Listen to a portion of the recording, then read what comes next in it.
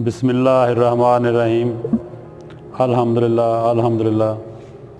अरसा 16 साल तो अल्लाह पाक ने एक मौका दिता वा तो आर्टिस्टां नूं जिहड़ा ना जी इकट्ठे करन दा बस सिलसिला ईद मिलाद नबी के हवाले ना नबी पाक के हवाले ना हर कोई अपने अपने तरीके ना त्यौहार नूं मनाउंदा वा, मगर साडे हिस्से जिहड़ा वा ये पेंटिंग आई है कि पेंटिंग दे नाल कैलीग्राफी करके हर कोई अपने अपने मीडिया दे विच इहनूं अच्छे तो अच्छे तरीके ना मैनेज करके साबित कर सकदा वा, पेश करदा वा।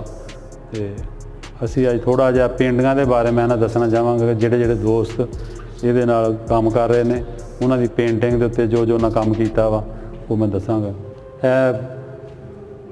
मेरा ही काम है, मगर मैं कोशिश ये कीती है कि इहदे विच दिल बनाया वा और दिल दे दरम्यान दे विच अल्हम्दुलिल्लाह लिखिया वा।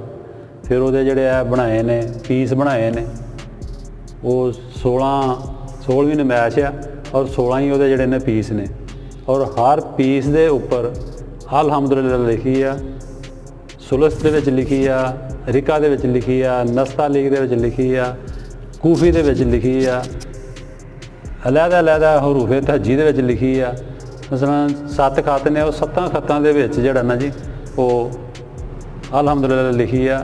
फिर वो बाहरले पासे भी लिखा वा अल्हम्दुलिल्लाह रब्बिल आलमीन। है जिहड़े रंग ने ये दस रहे ने कि ये इन्हां दे दरम्यान जिहड़ा ना ये अल्लाह अल्लाह लिखा वा कि ये भी एक विरद आ कि वो बाहर दियां शवावां जिहड़ियां ना वो अल्लाह अल्लाह दस रही कि इदां ही रंग जिहड़े ना मालक दे रंग ने इदां फैल रहे ने। ते ये सी कोशिश इस साल दी मेरी।